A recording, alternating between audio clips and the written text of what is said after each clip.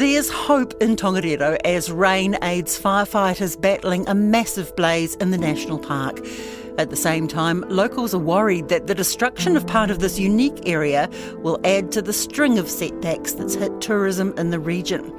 I'm Alexia Russell, and today on The Detail, we look at what's happening with the spectacular blaze in the central North Island and what the long-term effects are likely to be. The smoke was billowing upwards, and the flames, when you saw the planes and the helicopters dispersing their water on the flames, they were like midges kind of on an elephant. They were tiny, so the flames must have been 3 to 10 metres tall. It was incredible. Residents and hikers have been forced to evacuate the area around Tongariro National Park as a precaution as a wall of fire sweeps across the tussock grasslands. The fire has burned about 2,500 hectares of land, and Whakapapa village, where 36 people live, was evacuated last night just as a precaution. It was out of control right from the get-go. The wind pushing it along.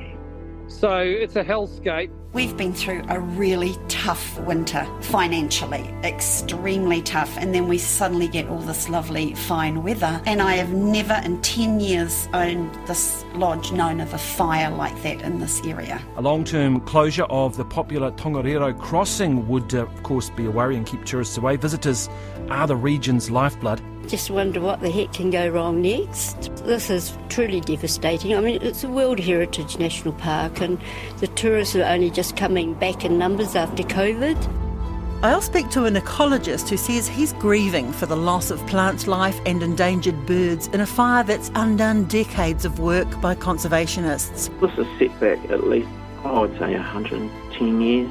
Probably. Sharon Brett-Kelly speaks to the Mayor about the damage and the job of getting back to business as usual. Tourism is huge, along with farming, and it's the cornerstone of our economy. So you don't have to be a rocket scientist to work out if you have a blip like we are at the moment, at a time where we normally would be, coining it. We're now having to adjust our thinking with promotion and have a bounce-back campaign maybe is what we're looking at. But first, RNZ reporter Jimmy Ellingham is in Waimarino, or National Park, and spoke to Amanda Gillies on Monday morning. There was some relief for locals here. When the day dawned, it was raining, and it is light rain falling. It's one of those days where there's a really heavy overcast sky, and it actually meant that you can't see the fire from Waimarino. On Sunday, it was this big wall of flames in the background, and it loomed large over the town. But there is quite a bit of hope and optimism in the town on Monday morning because of that rain. There's hope that will help aid the firefighting efforts. And there was also news that while the fire has spread, it didn't spread further last night, firefighters said on Monday morning, the last night. On Sunday, there were business owners who were quite concerned about a long-term closure of the Tongariro crossing, the popular walk. We don't know yet what the situation is with that, but the hope is the fire can be brought under control quickly and that everything can get back to normal as quickly as possible for the busy summer season here. Give us a sense, though, of just how big this fire is and how much has been contained so far. It spread quite rapidly on Saturday. The first reports were coming out of a few hundred hectares, and then on Sunday morning it was over 1,000 hectares, and then late on Sunday it was sort of up to 2,000 to 2,500. It's quite hard to imagine the area from where I am in Waimarino, because it was just this wall of flames that seemed quite long, perhaps a couple of kilometres long, but some of the photos and the footage that has emerged from the air, and I spoke to people yesterday who went up Mount Ruapehu before the access road there was closed, and they were above the flames, and they showed me photos and videos, and it looked huge from there too. The flames were described as being 3 to 10 metres tall. It's mostly tussock country, and many locals were quite surprised at the extent to which the fire has spread. They said it's been quite a wet couple of months here, although it's been dry in recent days, perhaps for the last week or just over. So there's a bit of surprise at just what we've seen here, and many in the village of Waimarino, they have almost a front row seat. There's businesses along State Highway 4, which runs just past the town, and they can see everything. They saw the fire trucks go out there on Saturday, then they saw the blaze become larger and larger, and then on Saturday night it was this big orange glow over the town. Last night not so much. There was a bit of a glow on Sunday night, but it was more that the overcast, the cloud had come in a bit by then. And in fact on Sunday night when I went out for dinner, after I left the restaurant where I was, the smoke had actually cleared quite a bit. For the first time on Sunday, I could see Mount Tongariro and Mount Ngātahoe, which hadn't been visible that whole day. So there was a bit of optimism there that perhaps that was a sign the fire was under control. But then the news came through that it had burned in excess of 2,000 hectares. So potentially it had moved or the wind had changed direction.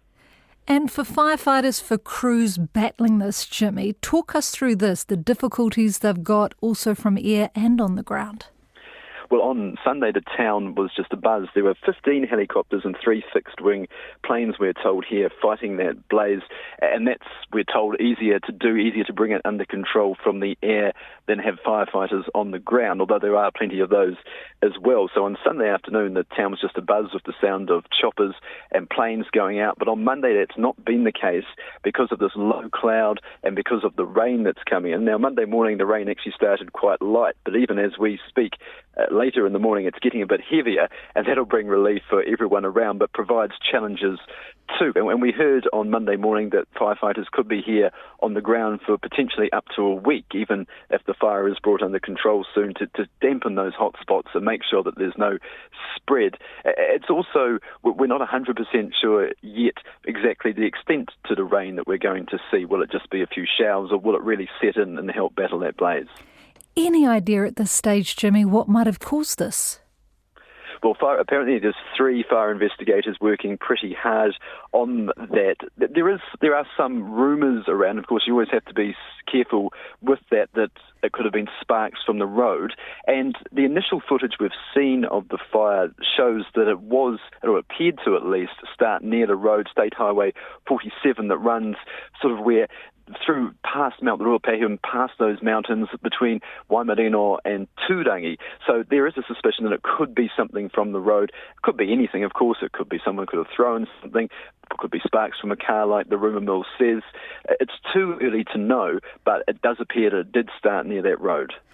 And what about tourists? You know, people being evacuated, locals being evacuated. Talk us through this.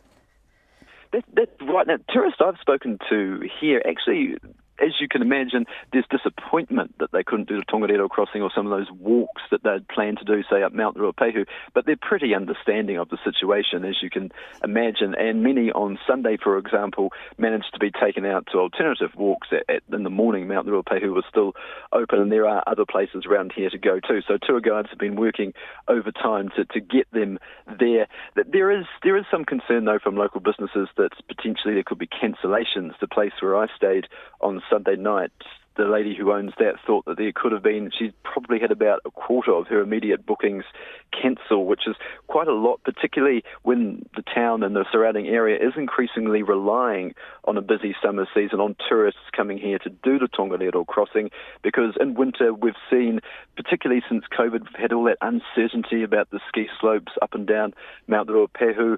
This year they were open, both the ski fields under new ownership, but because some of that was confirmed a bit late, we didn't quite see the number of bookings ahead of time, and perhaps not the numbers coming that we'd be used to. And in fact, it's only a couple of weeks since that ski season stopped, but there's a real sense of optimism that summer will be a really, really good season for the local town, for the local economy, and there is concern there that could be affected if there's some sort of long-term closure of the crossing.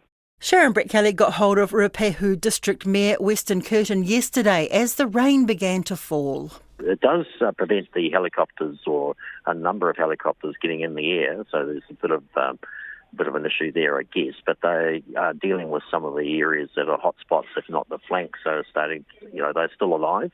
So they're concentrating on that area now, and they're waiting with interest to see whether they have ground crew come in. So we've had the aerial assault. Now, of course, they're talking about ground control and how we actually get people on the ground dealing with some of the immediate concerns. So it's 11:30 on Monday morning. What's your thinking right now about whether this fire will be under control today? Well, I get the sense that it's a moment of sort of relief. There are people here that are really worried yesterday with the magnitude of the fire and the way it was consuming thousands of hectares.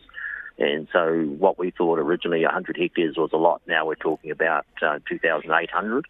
That's huge. and it's left a big scar in our, dock estate, which of course is valuable to and sensitive to our communities. So it's a sort of a moment of relief until such time we see and assess the situation currently, and people are now talking about support amongst our existing people. We've had offers, and people are coming in from different areas, like the Hawke's Bay, for example, have arrived. They've been briefed, actually helping now on the ground. And we're hearing that it'll be a week before it's all brought under control, or before fire emergency leaves the area, if things go to plan. That's a long time, isn't it? I mean, this has a lasting impact.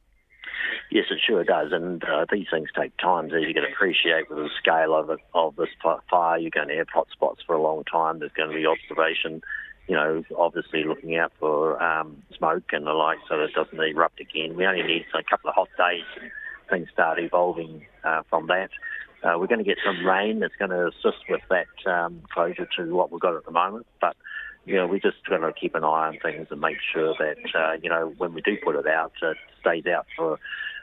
And, then we start the recovery. I've got to say, though, that the area where we've got the Tongariro crossing, the local iwi, Ngāti Hikairo, have put a rahui on the walkway or in the Tongariro crossing, so no one can use that for at least a week. That will be reviewed.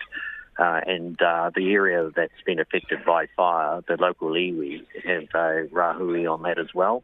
So now they're talking about recovery and how we deal with that.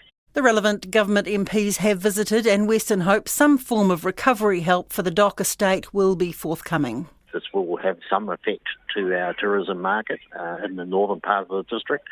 But, of course, we have, business as usual for most of the other part of the district. But what I'm saying here is that we might need a helping hand to actually make a recovery, because this has come at a point where we would normally be buzzing with people going across the Tongariro crossing, for example. Well, I was going to say, Tongariro crossing, it's one of the most popular tourist attractions in New Zealand, a huge international tourism draw card. Yes. It is bad timing, isn't it? I mean, your district, you've had it tough, Weston. You're just really things starting to pick up, and now this. Yeah, well, I've been through the eruptions. I've been through, mill closures and floods just recently. And so, it seems to be a mare that attracts all these disasters. But never mind, we'll just take it and get on with the job. But, I think it's just it says to me that, you've got to put things in place, like the building we're in now, brand new building, got all the technology and all the facilities here, and it's sort of a area where people can relate to and also get to. So we can cover eruptions, flooding, all sorts of things from the centre, like we've got here now, which now has proved to be a huge success, and it's only about 12 months old. Weston says the current situation is very similar to the effect the 1996 eruption had on the region. About 10 or so years ago, we were more concerned about eruptions, for example, or lahars were, commonplace, and so we had to gear up for that. What we did learn, though, is that we can't rely on ski fields, for example, because of climate change and the like, so we get all year-round sort of activities. So you've got a different dimension of how we sort of work in terms of promoting the area. But as far as the emergency services are concerned, we've got to actually adjust to our thinking of how we deal with it. Ecologist Nick Singers is the technical advisor for Project Tongariro, a volunteer group that works closely with the Department of Conservation in the area the fire has ripped through. The Tongariro National Park is an area that is regularly affected by disturbance, whether it's volcanic disturbance with ash showers, lahars, lava flows, etc. And so it's quite a dynamic landscape. It's also been affected by humans, both Maori and Europeans. So the area that was burnt was successional vegetation, so it regenerated from past fires. There was a very large fire in 1918, and then there was another one in 1947. And so that vegetation is around 78 to 105 years old, or was. So and in alpine conditions, you sort of get this stunted growth, these very slow-growing plants, don't we? Yeah, so that area is probably best described as montane to subalpine. So historically it would have been forest, and that's where it was heading. There was lots of woody vegetations. But, I mean, the key things about that area were that it was full of plants with very oily, resinous wood material, things like turpentine scrub, phyllocladus, which is alpine celery pine, manuka, and there was also the exotic weed, Kaluna, but most of that had actually been killed by the heather beetle, and I think that's possibly why the fire was so vigorous, is because a lot of that was sitting as dry tinder kindling that had been killed, so it was sort of this layer of thatch ready to go up. Okay, so that answers the question I had, that some locals were a bit surprised because it had been raining in the area. It was a bit damp. Yeah, but we've had pretty good weather for a week, very warm, still, hot days, and that would have definitely dried out all the vegetation. But as I say, the vegetation is full of volatile oils, and so once it gets going, all that stuff burns very, very hot. And what contribution did the heather beetle make towards the combustibility of the material? I'm speculating based on walking through parts of the park quite close to there. You know, I've taken some photos recently showing, plants that might have been 50, 60, 80 years old, heather. So sort of a backstory, really. That was introduced by a park warden called John Cullen, who wanted to create a moor for hunting grouse. And so he actually illegally sowed heather seed into there, and it became Tongariro National Park's worst weed. But in the 1990s, the Department of Conservation introduced, with land care at the time, a beetle, a biological control called the heather beetle, and that's actually been documented as being the most successful weed biocontrol agent in the world. It's been incredibly effective, and so large areas, when I mean large areas, I mean thousands of hectares of heather was defoliated and at times killed, and so the fine stems are quite long-lived. They were actually used as thatching material on housing in Great Britain. And so it takes quite a long time for that to break down. So you can imagine lots of little fine stems all stacked up on top of each other that dried out a huge amount of tinder. My observations are, in the last 3 or 4 years, that side of the mountain has just been devastated. So it used to be, you'd drive along the State Highway 47 and in March you'd look up and see pink, which would be the heather flowers. Well, you didn't see that last year or the previous year. It had all been turned into sort of grey, and it was quite pleasing because all the natives were starting to come through it and regenerate. So, yeah, it was a very effective form of control. You've mentioned manuka, and what other natives are taking hold or were taking hold there? Yeah, so the process of succession, 60 years ago, it was bred tussock predominantly, and then heather came in and started to smother that. And then what other plants that came in were things like, it's a shrub called inaka or turpentine scrub, which is a dracophyllum. And then probably the most common two plants were manuka and alpine celery pine. And alpine celery pine were these sort of Christmas tree-like conical trees that were dotted all through that landscape. And as I said, all of those full of oil. And so that's what it was turning into. It was turning into forest. It would have been a alpine celery pine forest in perhaps another 40 years, maybe even earlier. Nick says parts of the landscape, particularly on the ridges which are burning the hottest, will now be bare. Those areas will have lost lots of fertility, lots of the ability to hold moisture, and will be really slow to regenerate because they will have lost that topsoil. Other areas, there's quite a lot of wetlands in there. I would imagine by March, April, they'll look quite green actually, because the plants in those areas will just re-sprout their rhizomes and their roots wouldn't have been killed. But yeah, that dry land, and there'll be other things. So locally where it wasn't so hot, there was a lot of flax in that area, and flax is a very resilient plant to fire, and so that will probably regenerate. I think most of the tussocks that remain, there are little pockets of tussocks and cold spots in other places. I think they would have all been killed because the fire was so hot. But yeah, there'll just be, I suspect it's going to be a very long time in some places for even plant establishment in some of the worst areas. And in some of those bare areas, when the snow starts melting, can we expect kind of a lot of water ingress or water issues? Oh, potentially, especially if we were to get very heavy rain. We could have. I mean, we're just getting light rain now, but if we were to get lots of heavy rain over the summer, we could quite easily see erosion and sediment loss into our rivers. And, we've got some important rivers. That's the head of the Whakapapa River.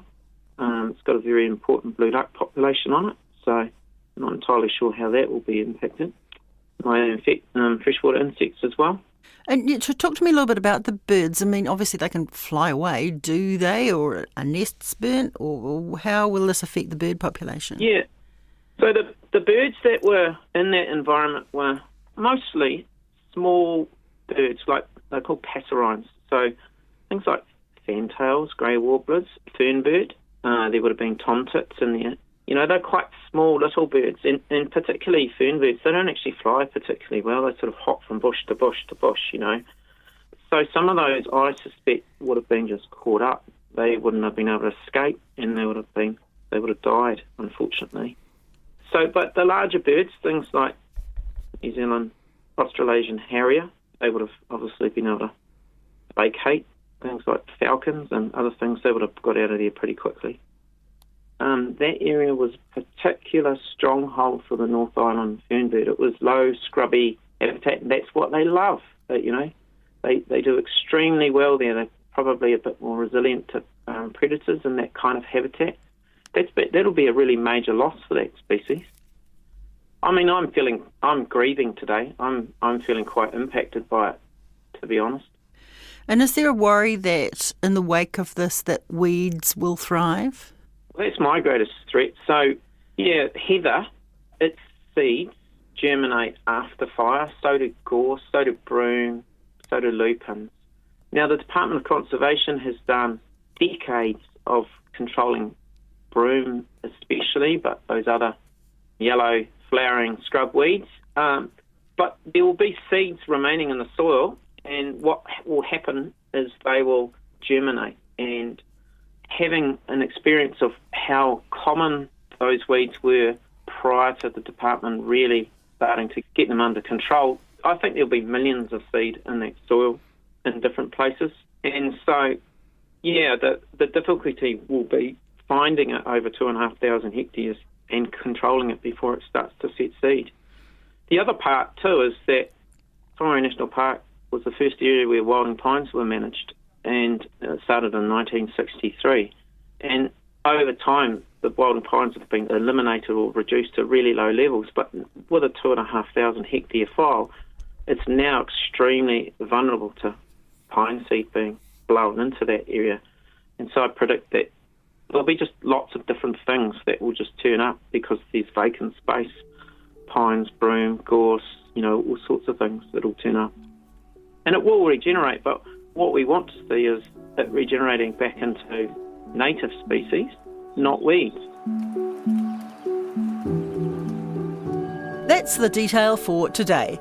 In this episode, Amanda Gillies talked to Jimmy Ellingham, Sharon Brett-Kelly interviewed Weston Kirton, and I spoke to Nick Singers. Jeremy Ansell was our engineer, and Davina Zimmer and Gwen McClure produced. We are a newsroom production supported by RNZ and NZ On Air. I'm Alexia Russell. Mā te wā.